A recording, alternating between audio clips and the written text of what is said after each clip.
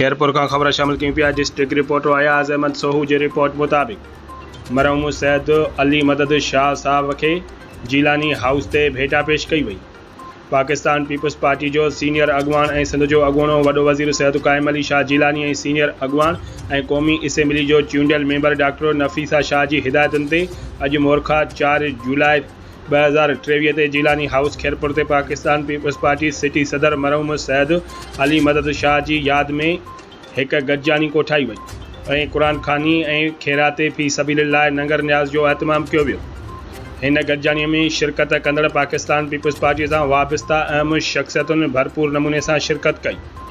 मेहमान ख़ास मरहूम सैद अली मदद शाह साहब जा फर्जंद सैद मुनवर हुसैन शाह सैद हसन अब्बास शाह हुआ ऐं ॿिया पार्टी उहदेदार chairman municipal committee Khairpur doctor Yar Mohammad Phulpotro, vice chairman Munir Hussain Mangi, Mazhar Ali Manganhar, general secretary Ghulam Hussain Mughal, People's party city Khairpur के इंफॉर्मेशन सेक्रेटरी मेमन जुमन सैतो ऐं ॿियनि शिरकत कई।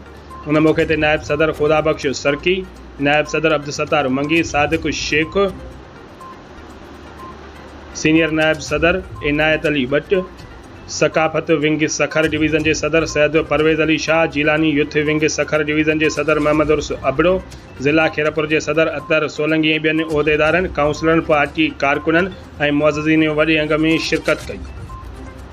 उन मौके ते खिताब कंदे सीनियर उहदेदारनि सैद अली मदद शाह की शख्सियत ऐं खिदमतुनि खे भेटा पेश कंदे चयो त सैद अली मदद शाह जूं पाकिस्तान पीपल्स पार्टी लाइ कयल खिदमतूं हमेशह यादि रखियूं वेंदियूं।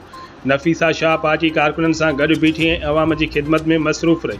पाकिस्तान पीपल्स पार्टी ॾींहुं राति महिनत करे अवाम की खिदमत कई।